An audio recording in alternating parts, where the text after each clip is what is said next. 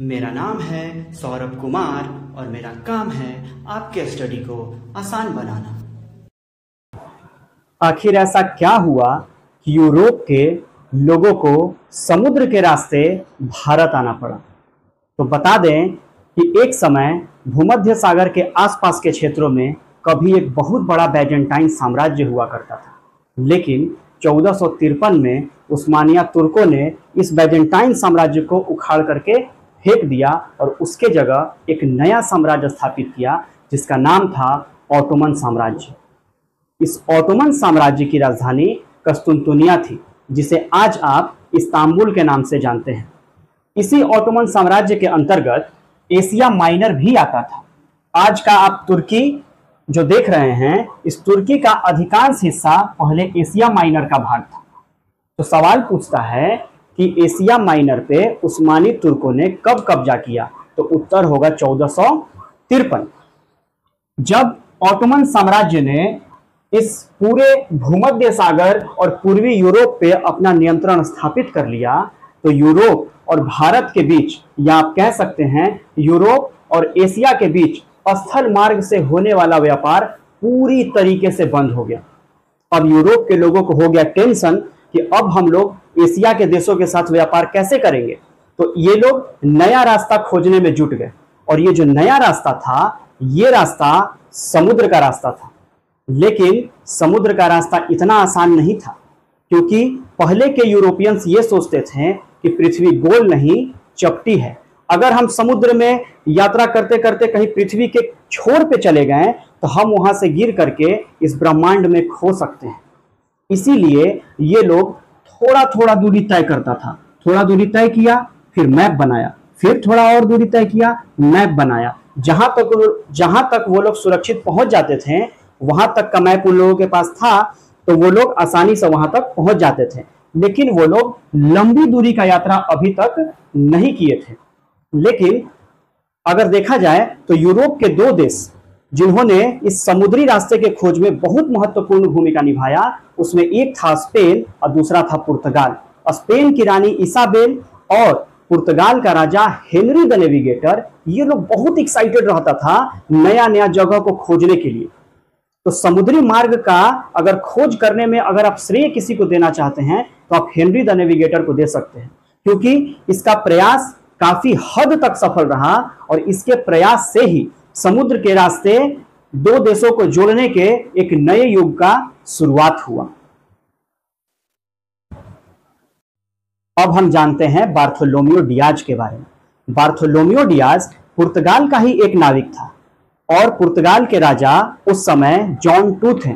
John to ने Bartolomeu Diaz को अपने पास बुलाया और कहा कि तुम यहां से पूरब दिशा की ओर जाओ और एक ईसाई राजा प्रेस्टर जॉन की धरती खोजो। उनकी बात को मानते हुए बार्थोलोमियो डियाज 1487 में प्रेस्टर जॉन की धरती खोजने निकल जाता है। जब बार्थोलोमियो डियाज पुर्तगाल से निकलता है तो वो कैनेरी आइलैंड आता है और अफ्रीका के तट के सहारे धीरे धीरे वो अफ्रीका के दक्षिणी छोर पर पहुंचता है। इस रास्ते में बार्थोलोमियो डियाज को कई समुद्री तूफानों का सामना करना पड़ा था। इतना समुद्री तूफान का सामना करना पड़ा कि जब वो अफ्रीका के सबसे दक्षिणतम बिंदु पे पहुंचा तो इस दक्षिणतम बिंदु का नाम उसने तूफानों का अंतरीप रखा। और जब यहाँ पे पहुंचता है तो यहाँ पे बार्थोलोमियो डियाज एक क्रॉस स्थापित कर देता है, ताकि आगे भविष्य में कभी कोई पुर्तगाली यात्री आए तो उनको इस क्रॉस को देख करके पता चले कि ये जगह केप ऑफ गुड होप है। लेकिन जब काफी मेहनत मशक्कत के बाद बार्थोलोमियो डियाज यहां तक पहुंचता है, यहां आसपास चक्कर लगाता है, लेकिन इसे प्रेस्टर जॉन की धरती कहीं नहीं मिलती है। जानते हैं क्यों? क्योंकि इस नाम का राजा कभी कोई था ही नहीं। इसके बाद यहां पे काफी परेशानी उनको हुई। तब बार्थोलोमियो डियाज के जो साथी थे उन्होंने बार्थोलोमियो डियाज से कहा कि अब हम लोग वापस यहाँ से पुर्तगाल लौट चलते हैं। बार्थोलोमियो डियाज उनका बात मानता है और यहाँ से वो लोग रिटर्न वापस पुर्तगाल चले जाते हैं। और जब पुर्तगाल जाते हैं तो किंग जॉन टू इनका बहुत स्वागत करता है। भले ही बार्थोलोमियो डियाज को उन प्रेस्टर जॉन की भूमि न मिली हो, उस प्रेस्टर जॉन का साम्राज्य न मिला हो, लेकिन उसने यूरोप से अफ्रीका के सबसे दक्षिणतम बिंदु केप ऑफ गुड होप की खोज कर ली और एक बात को कंफर्म कर दिया कि यूरोप से भारत तक समुद्र के द्वारा पहुंचा जा सकता है।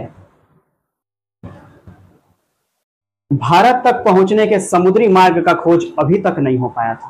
पुर्तगाल के राजा मैनुअल ने वास्को डी गामा को यह जिम्मा सौंपा कि आप भारत तक के समुद्री मार्ग का खोज कीजिए। जब वास्को डी गामा को यह काम सौंपा गया तो वास्को डी गामा जुलाई 1497 में 4 जहाज के साथ निकलता है। उस 4 जहाज पे एक कुल 170 लोग सवार रहते हैं। उन 4 जहाजों का नाम है, एक जहाज था साओ गैब्रियल जिसपे खुद वास्को डी गामा सवार था, एक था साओ राफेल, एक था बोरियो और एक अज्ञात जिसका नाम नहीं पता चला है, वो अनाज भंडारण के लिए था, मतलब कि उस पे खाने पीने की चीजें रखी हुई थी। जब वास्को डी गामा जब भारत के यात्रा पर निकलता है तो उसको बहुत सारे तकलीफों का, कठिनाइयों का सामना करना पड़ता है। जब वास्को डी गामा अपने चारों जहाज के साथ पुर्तगाल के लिस्बन बंदरगाह से निकलता है तो सबसे पहले ये लोग पहुंचते हैं कैनेरी आइलैंड पे। कैनेरी आइलैंड पे जब ये पहुंचते हैं तो यहाँ काफी कोहरा छाया रहता है। इस कोहरा के चलते इनके चारों जहाज आपस में एक दूसरे से बिछड़ जाते हैं।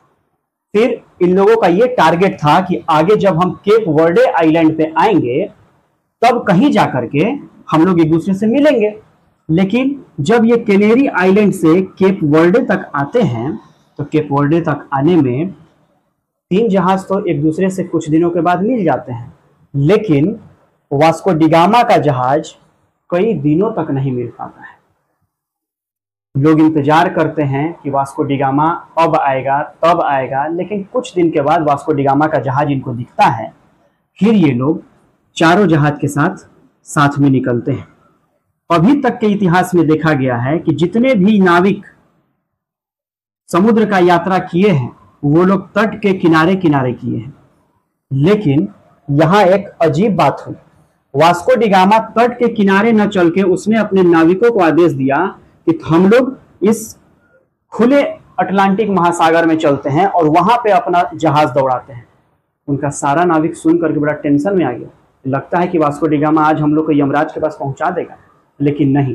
वास्को डी गामा के ऐसा करने का एक बहुत महत्वपूर्ण बात था कि वास्को डी गामा कहीं से सुन रखा था कि खुले अटलांटिक ओशन में एक समुद्री तूफान चलता है जो जहाजों को बहुत तेजी के साथ केप ऑफ गुड होप की तरफ ढकेलता है। तो यहां तक पहुंच गया सब लोग।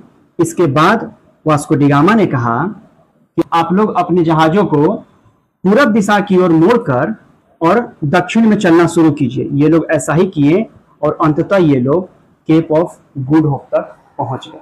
जब ये लोग केप ऑफ गुड होप तक पहुंचे हैं तो यहाँ पर बार्थोलोमेओ डियाज का स्थापित किया हुआ क्रॉस दिखता है। जब बार्थोलोमेओ डियाज आया था तो उसने केप ऑफ गुड होप पे एक क्रॉस छोड़ दिया था। तब वास्को डी गामा जो थे ये लोग एकदम कंफर्म हो गए कि ये केप ऑफ गुड होप ही है। इसके बाद यहाँ पे ये लोग रुकते हैं, जहाज का मरम्मत करते हैं। जहाज का मरम्मत करने के बाद खाते पीते हैं और खाने का कुछ सामान ले लेते हैं।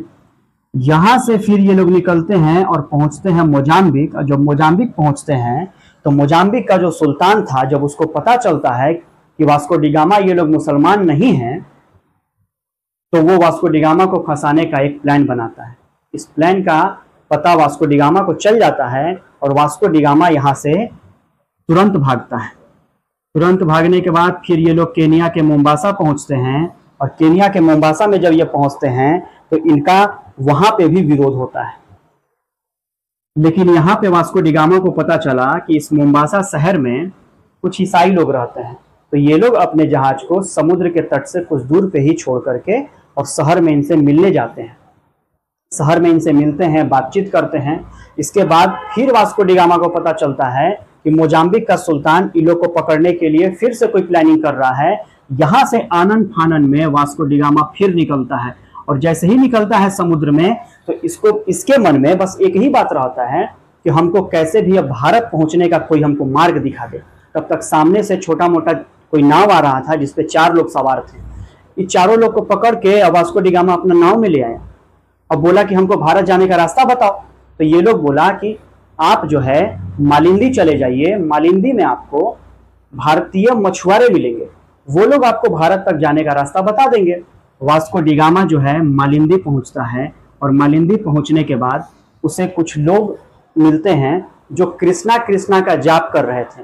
लेकिन वास्को डी गामा को लगा कि ये लोग क्राइस्ट क्राइस्ट जप रहे हैं, जिससे वास्को डी गामा को लगा कि ये लोग ईसाई हैं। फिर वास्को डी गामा जब उनसे पूछता है तो उन्हीं में से एक गुजराती व्यापारी मिलता है जिसका नाम था Abdul Majid. Abdul Majid Vasco D gamma के जहाज पे आता है और वास्को डी गामा को यहाँ से भारत तक का रास्ता बताता है। वास्को डी गामा 17 मई 1498 को केरल के कालीकट बंदरगाह पे पहुंचता है, और जब ये पहुंचता है तो कुछ समय के बाद वहां के राजा जमोरीन इसका भरपूर स्वागत करते हैं। लेकिन इसके स्वागत का विरोध अरब के व्यापारियों ने किया। अरब के व्यापारियों ने इसलिए किया क्योंकि अरब के व्यापारी नहीं चाहते थे कि कोई यूरोप का व्यक्ति डायरेक्ट भारत से व्यापार करे। इसके बाद जमोरीन के जो दरबारी थे वो लोग आग लगाना शुरू किए कि महाराज, वास्को डी गामा आपके लिए कोई उपहार नहीं लेकर के आया है। लेकिन वास्को डी गामा एक्चुअली में जो उपहार ले गया था उस उपहार में लाल कपड़ा था, शहद था, कुछ तेल था और 6 टोपियां थी। लेकिन इससे राजा जमोरीन प्रभावित नहीं हुआ।